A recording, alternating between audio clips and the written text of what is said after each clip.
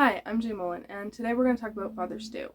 I've been wanting to talk about this film for quite some time now. It's not a deep dive, it's just I saw cool things and I want to talk about them. So I was worried that I would seem uneducated or, not academic or anything. But I watched this video today and it kind of made me realize that I can talk about films in just that I want to kind of ways, that they don't have to be like English degree level deep dives into like all of the meanings and the metaphors and everything in it, that I can just point out what I notice and talk about that because I freaking want to. So, also, if you haven't watched that video, you should go see it. It's really good.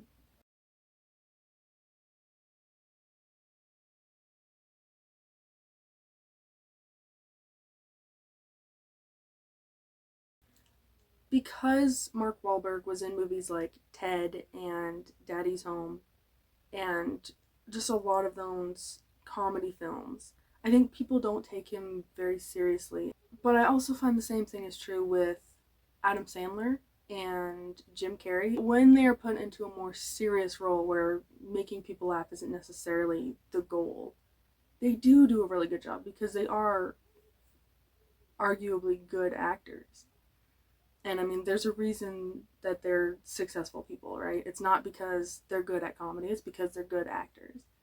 And when given the chance, like Mark Wahlberg and Father Stu, they can do really impressive things with that. And I would say the same thing about Adam Sandler in Spaceman.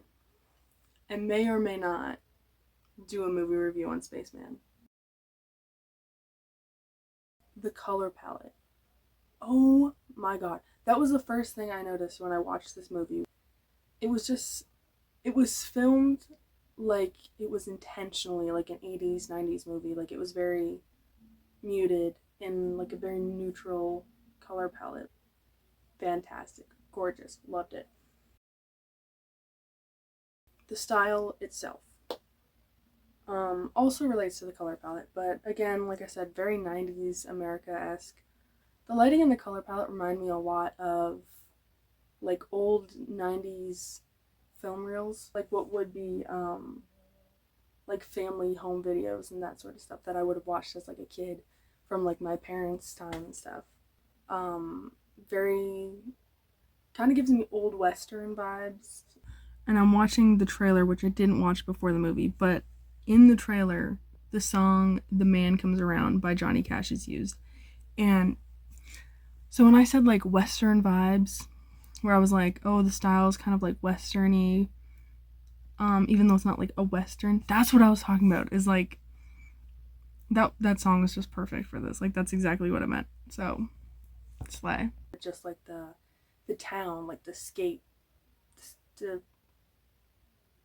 townscape. Anyways, I don't know. The locations, the setting. Set in a small town, and a lot of religious slash atheist themes, obviously, as the name suggests. Let's talk about his iceberg, because I, for some reason, decided to do that. Also, I'm sitting on my desk, if you didn't know. This is the most neutral background I could find, and it's a curtain outside. This is a window. That was the weirdest way to say that was a window. At the top of his iceberg would be that his baby brother died when he was 5 years old.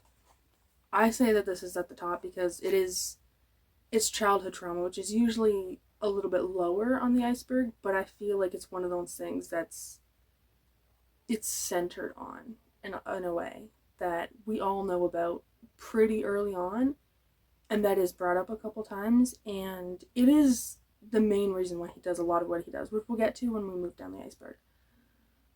Second, we have that Bill was a bad father. I don't know if he was necessarily a bad father, but he was pretty absent, I would say, even when he was with his family, but especially after his brother died and then after he left to do whatever it was that he was doing. And then right after that, also on the top of the iceberg, is that he had an unsuccessful boxing and acting career. His boxing career, he worked on that for a long time, and it went nowhere, and he thought he was going to be an actor, and then that went nowhere.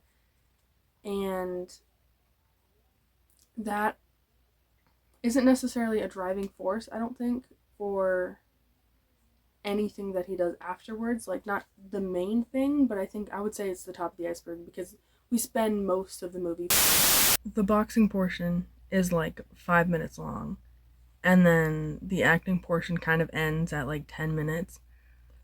So I was way off, but honestly, kudos to them for making it seem like it was most of the movie. Still good job, I guess. A little bit lower, we have that he feels like he owes his brother. He feels like he has to be very successful to compensate for his mother who lost her other child. You know, she can't see them both be successful, so he feels like he has to be above and beyond. But he also owes it to his brother because he didn't get the chance to do any of those things. So I feel like that's a huge part of why he does a lot of what he does in the film. He tries to find religion for a girl that he likes, but then realizes what it means to him.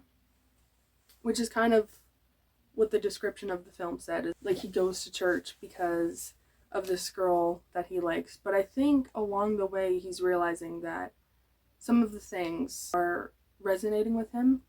And I just want to say, first off, that I'm not religious. I have gotten to the point where I can talk about religion in a sense that I can accept it as literary work, but also as just cultural significance, which is what I'm doing with this. I guess I'm doing both.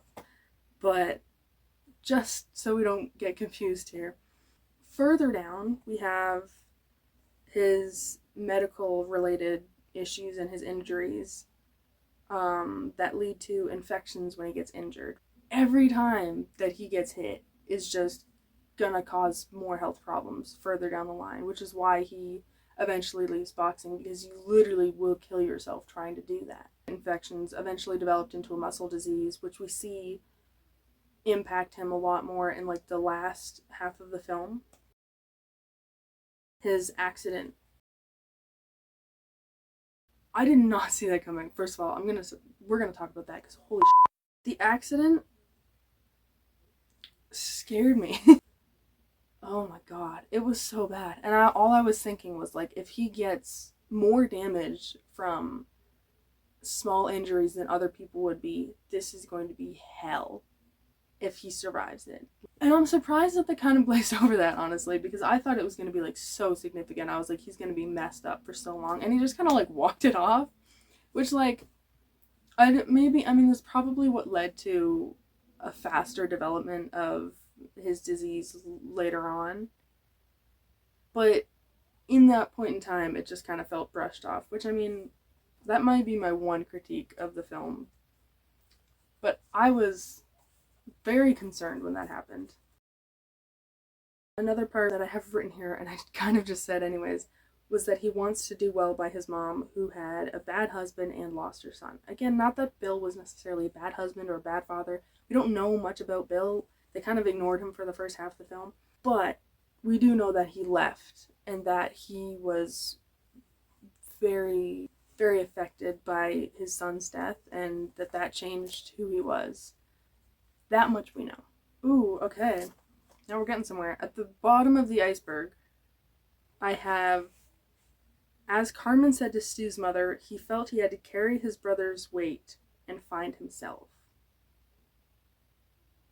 Which is what I had already said, but the fact that Carmen also noticed this and that she even said it to his mother. And I don't think she was necessarily trying to blame her, but like I was, like he was made to feel not only from his own pressure, but from pressure from his family that he had to be better because they lost a son. And I imagine that he grew up thinking that like it should have been me, or that they would have been happier if his brother was alive, or that his brother could have done better than he's doing. And that carries a lot of weight, but it's important to acknowledge that that's not something that he would necessarily, like, he didn't just think that of himself. I think that's also something that his father put onto him, and that his mother put onto him a little bit, even subtly, even if she didn't explicitly say it, which she might have, I don't remember, but it is something that's definitely comes from his parents a little bit. And I think that feeling, which I've already mentioned again, is the biggest driving force that he has to do all the stuff that he's doing, to try and be famous, to try and be successful, to eventually, when he becomes a priest, because he's thinking, I'm chasing what I need to do now. And so part of him is letting that go, is accepting that you're never going to be good enough for both of you, but also that in a way it is for him and his brother, because he's finally realizing that he's meant to help people in some way. And I feel like that is for his brother a little bit. Another thing that I noticed, that I don't think was really relevant unless you like really dive into it and like completely analyze it, but I don't think surface level it mattered that much. But I noticed that smoking was focused on a lot throughout the film, and it wasn't just Stu, it was Stu's father as well, which makes sense. You're like, he smokes, so his son smokes, duh, you know, like a lot of people take the habits from their parents, but they focused on it a lot more. It wasn't just that we know that they both smoke. It was like the camera would like focus on a pack of cigarettes. I don't know what I'm getting at here. Anyways, we're gonna talk about Bill. Bill is Stu's father, played by Mel Gibson. This man, oh my god. Mel Gibson knows how to make you cry, dude. Okay, so I have like a little bit of an iceberg. It's not really an iceberg, it's more just like a bullet point. But on the surface level, he is... That's horrible. I have written abandoner father / husband. Which I guess in a sense is true. I can't believe I wrote it like that. So yeah, well, I mean, yeah, like on the surface level you think he's just like a deadbeat dad, you know, like he left his kid, he left his wife, and it's just like, whatever, you know, who cares about that guy? But he comes back later on in the film, like the first two portions of the film, and I keep saying this in like sections because the way I viewed the film was there was 3 distinctly separate parts of the movie. The first one was Boxer, which was the portion where he was trying to be a boxer. It was a very small portion of the film. It was like just the beginning, really, before he was diagnosed. The actor portion where he's working at the supermarket trying to be famous, and then pretty much as soon as he meets Carmen, we have the religious section. And this part of the film, the religious section, is where we see the father a lot more. But he's not really in the first 2. He's not really in the picture in the boxing portion or in the acting portion. But he is, and we'll get back to that. The reason I say that there are 3 distinct portions, and it's because I think visually there is. I think initially I didn't think that it was intentional. I thought it was just choppy, and so when it went from boxer to actor, I was like, that was a weird switch, but okay, I can see we're going from here now. And then it was actor to religious portion, and I was like, okay, like they're definitely doing something here where it's like 3 distinct sections, and you can probably chop them into smaller pieces, but I think those are the ones where like it's just like it seemed to cut. But I didn't think that it was intentional until the end of the movie when I realized that it was based on a true story, because I didn't know that. But looking back at it, I think now that it makes more sense that it was based on a true story and that it was kind of chopped up like that, because that is what life is like a lot, and I think that they captured that in a really interesting way that I wouldn't have expected them to do, was just using just those transitions between like this section to this section of the film being so sudden almost. But that does kind of show like he was a boxer for most of his life and then just suddenly switched to acting, and that's not something that would happen naturally over the course of, you know, however many weeks. It's like he was told no and now he's here, you know, whatever. And even if it was something that took a long time, we don't often, or at least I don't often feel that my life is rolling as slowly as it is, you know, and I imagine a lot of other people would understand that too, that like Like, I'm graduated, so I had, a high school portion and then like senior portion and now like not in school. And that happened like that. So it makes a lot of sense that they cut it up the way that they did, knowing that it was um, based on a true story. I read a review somewhere. I just wanted to see if anybody else was like as blown away by this film as I was. They're not. But whatever. Something along the lines of like just mentioned how like choppy it was, where it didn't feel like it was flowing nicely. And I was like, I see you. I definitely hear you.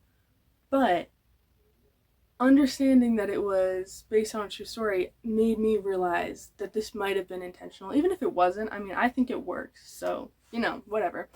It still works. I'm cool with it. It's fine. And I actually really like that. Back to Bill. More surface level stuff is how he lost his youngest son and never healed from that, which is very, very obvious pretty much the whole time. I mean, again, like, as I said, surface level, he's just deadbeat dad. He abandoned his family, whatever. But when you think about why he did it, when you look back to, he did lose a child. He lost his youngest son, and very, very young. I don't think anybody can really cope with the loss of a child. Everybody does it differently, and a lot of people do it in a really bad way. And that's what Bill did.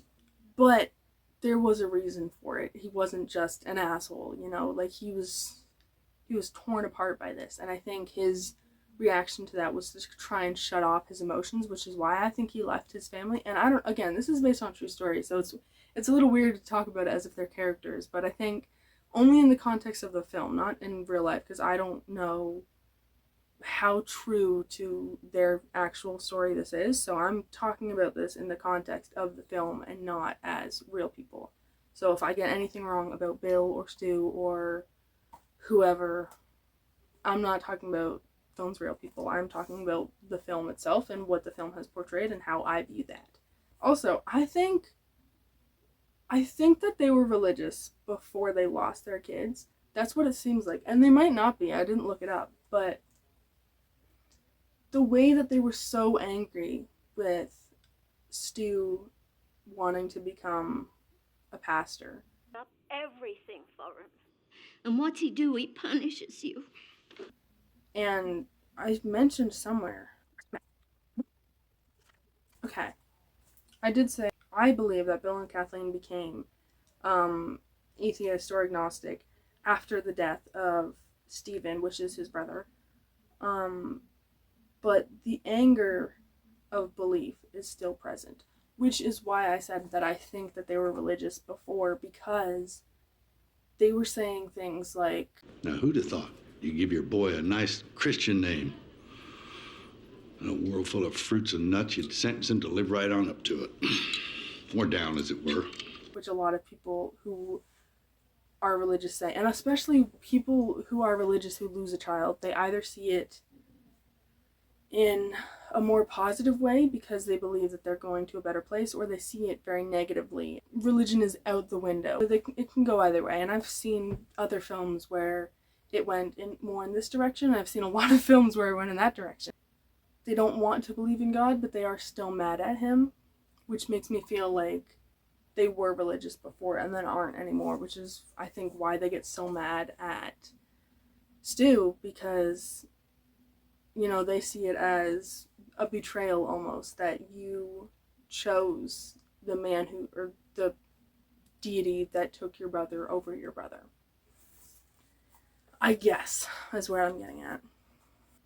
Continuing with Bill, I guess I'm just rambling key things that I've noticed, which is kind of what I've been doing this whole time anyways. None of this means anything. Anyways, he went to the hospital when he thought that Stu was dying. So even though he wasn't really close with his son anymore, I think they hadn't talked in quite a while, and he wasn't with his wife anymore. When he thought that his other son was dying, he was there. And not that that's a good way to be. Don't just show up when something's going down. Be there. But I think for him it was like a wake-up call, because he is more present in his life after that point. But it was just like, you've done this once and you don't want to do it again. And the way you can't avoid it by not being there. Like, if he wasn't there and then Stu died, he would feel twice as guilty than if he was there with them. And I think he realized that after the accident. Oh my god. I'm gonna cry at things. Then we have some just absolutely heartbreaking quotes from Mel Gibson in this film. A lot of good you and me did climbing into bed together. Made two kids' own bodies don't want them. Which is horrible. And I don't think... The way that his brother died, I think they said in the film he fell asleep and never woke up. And I don't know if they ever know why that happened, but that's got to be a horrifying thing to just think that someday they're just not gonna wake up. And you would never expect that to happen with a young child. Although Stu and his father weren't really close at this point in time, he was driving him to the church. When the car breaks, I guess, on their way to take Stu to his surprise ordainment. I didn't know what it was when I was writing this, so I was like, wedding, baptism, ordainment, I don't know. So I was like chicken scratches here, trying to figure out what this was. But anyways, they were getting him ordained. When that happens, he puts Stu in the wheelchair and pushes him up to the church. And I have in brackets, Bill was teary, which is probably true. Mel Gibson being sad makes me sad, okay? This part, I think, was really important because they were estranged at the time. They weren't very close. But there's also, he has to see his child in pain. But there's also the factor that Bill isn't religious like Stu is. And again, like I said, I'm pretty sure that they were religious before their son died. So they did initially feel betrayed by Stu when he decided that he wanted to become a minister. And yet, his father pushes him up to the church to get him ordained, because what I have written here is that despite his prior disagreement, Bill saw that it was important to Stu, and I think he realized that he was probably gonna die soon. I'm gonna come back. Okay, I'm probably not in the same place that I was before, but whatever. This is so unorganized. I don't know what's happening. So, continuing to talk about Bill, because I guess we're just gonna do Bill and then move on to some other things.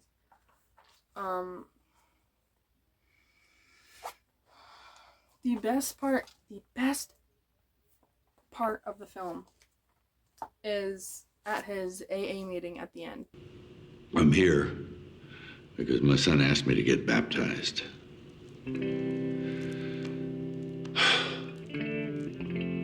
I killed every hero that boy ever had, hoping one day that hero would be me. Never gave him a single reason why it should be.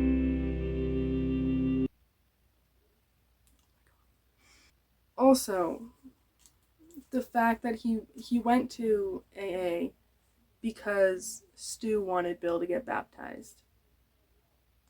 And Bill's just gonna do it because he wants to do it for him. I shouldn't swear. Not to spoil anything, but I did say I was going to get to this, so if you don't want spoilers, don't watch the video. But the part where we find out that Bill was in the stands at Stu's fight is just, oh my god. And then it parallels that with him kind of building a relationship again with his ex-wife. Also, the freaking lighting in that scene, oh my god. It's so good. I just need to talk about it because whoever was doing the lighting on this film is a god. Oh my lord. They were able to focus on Bill with that shot, but also make it look like the lighting's natural on everybody else, and I don't know how they did that. Because I don't work with lighting, but it was gorgeous. It didn't look fake. A lot of the times, like, you'll see lighting and it's like, I know what you're doing. I know why it looks like this. But you know that, like, very obviously that's probably not how that would look. I would disagree on this scene. That makes sense. This is how it should look. But the lighting where it's brighter on Bill's face and everybody else is a little bit darker and you can't really see them as well, but there's still light on them. It's just not as bright as on Bill, so that we know that we have to focus on Bill. Oh my god, I love it so much. Okay, now we're gonna go back because again, a mess. Some other side notes I have on here, which I kind of already talked about some of these because I get sidetracked very fast. Okay, as a non-religious person, I find myself agreeing with Stu's views. His body don't mean nothing to God, therefore nor should it to you. Stu's disability should not make him any less fit to preach. And what is said a lot is that we're all made in God's image. And if you truly believe that, then that also means that Stu's disability was created in God's image.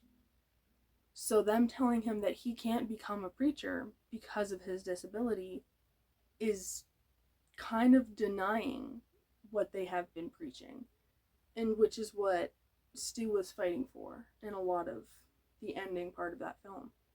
Other themes I've noticed, which I might have already talked about, but I'm just going to read them. The mother-son relationship, though the relationship this story really focuses on is the father-son relationship between Bill and Stu. Yeah, so they focus a little bit on the mother-son relationship between Kathleen and Stu, but not, I don't think, maybe it's just me, maybe it's just the way that I'm looking into this, but I don't think they focus on it as much as they focus on Bill and Stu.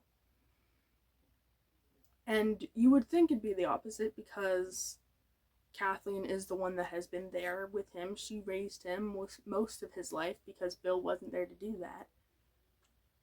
But I also think that that's why that they chose to focus on the relationship between him and Bill, because that one needed more mending than his and Kathleen's. Ooh, okay. I like this one. I have Jacob, the transfer of the Joseph necklace between him and Stu. The parallel/difference between him wanting to defy his expectations of becoming a preacher and not having the strength, and Stu being able to defy the expectations by becoming a preacher regardless of the constant roadblocks. I'm angry at God for failing to make me man enough to defy the expectations of me. And I'm envious of you for having the balls to do just that. All I ever prayed for was a way out of this life. And to watch you given an out by God and refuse it, I can't understand it.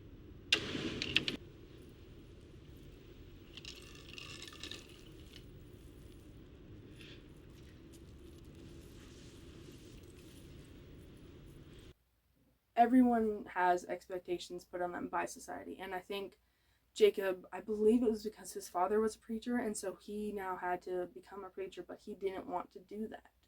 He just didn't see the passion in that. And Stu was expected not to be religious at all, especially not becoming a pastor. But they both want different things, but in similar ways. Which is why I said it's sort of a parallel, that they're both trying to defy the expectations that society or their parents have put on them. And it is, both of it is related to religion and especially to becoming a priest, but they just have different outcomes at the end of that. That's all that I have. This was really long and I don't have a conclusion. I watched a movie and it looked interesting, so I started writing stuff down. And then I wanted to talk about it because I think it's really cool. It's just my opinions on it. And hopefully it gives a little bit different perspective to what you would be, the reviews that you would be seeing on Rotten Tomatoes and that kind of stuff, because I'm not a film critic. I'm not doing this as a film critic. I'm just doing it because I want to talk about it. I probably won't talk about a lot of films that I don't like. I just want to gush about the ones that I do. This was my first watching films video. I didn't include this in a former Dancing Queen. I've started doing something else now too, so this is a new thing. Anyways, thank you for watching, and I hope you stick around. You can do all the buttons. Thank you.